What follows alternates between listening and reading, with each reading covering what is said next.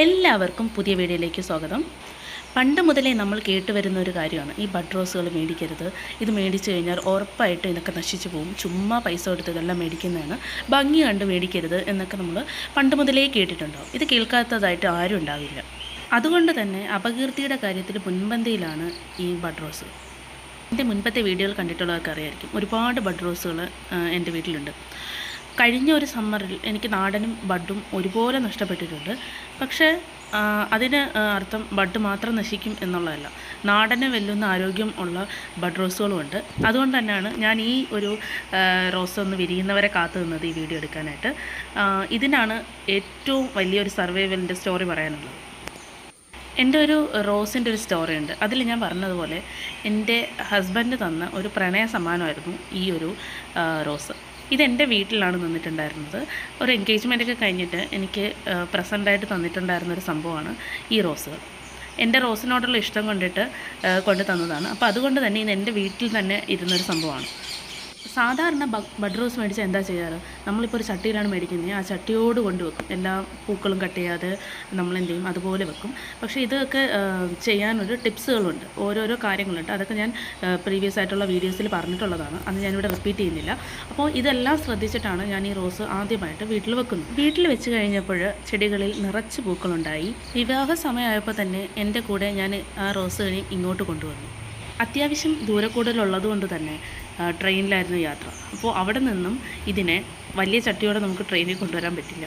അപ്പോൾ വേരും അല്ലെങ്കിൽ ഇത് ഫുള്ളായിട്ടൊരു ഡീപ്പ് പ്രൂണിങ് ചെയ്തായിരുന്നു ഈ പ്ലാന്റ് ഇങ്ങോട്ട് കൊണ്ടുവന്നപ്പോഴേ പറഞ്ഞു വേറെ ഏത് പ്ലാന്റ് ആണെങ്കിലും രക്ഷപ്പെടും, ബഡാണ്, ഒരു കാരണവശാലും രക്ഷപ്പെടില്ല. അതെന്നെ ഒരുപാട് നിരാശപ്പെടുത്തിയെങ്കിലും ഞാൻ പ്രതീക്ഷ കൈവിടാതെ പിന്നെയും വേറൊരു ചട്ടിയിലേക്ക് ഇതിനെ റിപ്പോർട്ട് ചെയ്തു. അത് കഴിഞ്ഞതിന് ശേഷമായിരുന്നു ഇവിടെ അതിയായ മഴ നടക്കുന്ന ഒരു സമയം, കഴിഞ്ഞ സമ്മറിന് മുന്നേയുള്ള മഴ. ആ മഴയത്ത് ഈ ചെടിയുടെ എല്ലാ ഭാഗങ്ങളും ഒരുവിധം അഴുകിയിട്ട് നശിച്ചു പോകുന്ന ഒരു സ്റ്റേജ് വരെ ഉണ്ടായിരുന്നു. പക്ഷേ ഇത് മഴയത്ത് നിന്ന് അപ്പോൾ എന്ത് ചെയ്തു, മാറ്റി വെക്കുകയായിരുന്നു ചെയ്തിട്ടുണ്ടായിരുന്നത്. കാരണം ഇതൊരു മൾട്ടി കളറായിട്ടുള്ളതാണ്, അതുപോലെ എനിക്കിത് അത്രയും പ്രീഷ്യസ് ആയിട്ടുള്ളൊരു പ്ലാന്റുമാണ്. അപ്പോൾ അതുകൊണ്ട് തന്നെ അത് മഴയത്ത് നിന്ന് മാറ്റി വെക്കുകയും അപ്പോഴേ ഇത് കംപ്ലീറ്റ് ഇത് നശിച്ചു എന്നുള്ളൊരു സ്റ്റേജിലേക്ക് നിൽക്കുന്നുണ്ടായിരുന്നു. എന്നിട്ടും ഇത് അത് എടുത്ത് കളഞ്ഞിട്ടില്ല. ആ ഒരു പോട്ടിൽ നിന്ന് ഞാൻ എടുത്ത് കളയാണ്ട് അതിൽ തന്നെ നിർത്തിയിട്ടുണ്ടായിരുന്നു.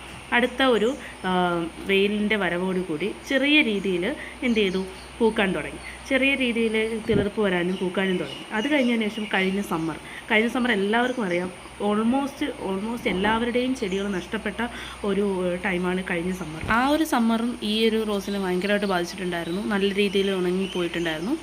അത് കഴിഞ്ഞിട്ട് എന്ത് ചെയ്തെന്ന് വെച്ച് കഴിഞ്ഞാൽ ഇത് അധികം എന്താ ചെയ്യുന്നുണ്ട്, നമ്മൾ നല്ല വെയിലുള്ള ഭാഗത്ത് നിന്നൊക്കെ മാറ്റി നിർത്തി. പക്ഷേ കണ്ടോ, ഇത്രയും കട്ടിയുള്ള തണ്ടായിട്ടാണ് പിന്നീട് ഇത് വളരുന്നത്. അതിൽ നിന്ന് നിറച്ച് ബ്രാഞ്ചസും അതിൽ ഇപ്പോൾ നിറച്ച് മൊട്ടുകളും ഉണ്ടായിട്ടുണ്ട്. ഞാൻ പറഞ്ഞു വന്നത് വേറൊന്നുമല്ല, നാടൻ റോസാണോ ബഡ് റോസാണോ ഏതാണെങ്കിലും നമ്മൾ കൊടുക്കുന്ന എൻവയോൺമെൻറ്റ് പോലെ ഇരിക്കും അതൊക്കെ വളരുന്നത്.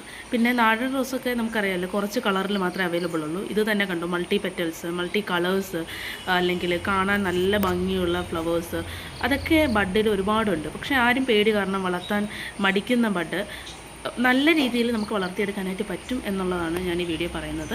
ബഡ് റോസ് എങ്ങനെ വളർത്തണം, അതെങ്ങനെ നോക്കണം, സംരക്ഷിക്കണം എന്നുള്ളതൊക്കെ പല വീഡിയോസായിട്ട് ഞാൻ എൻ്റെ ചാനലിൽ ഇട്ടിട്ടുണ്ട്. നിങ്ങൾ അതൊക്കെ ഒന്ന് കയറി കണ്ടു നോക്കിയാൽ നിങ്ങൾക്ക് അതിനെപ്പറ്റി മനസ്സിലാകും.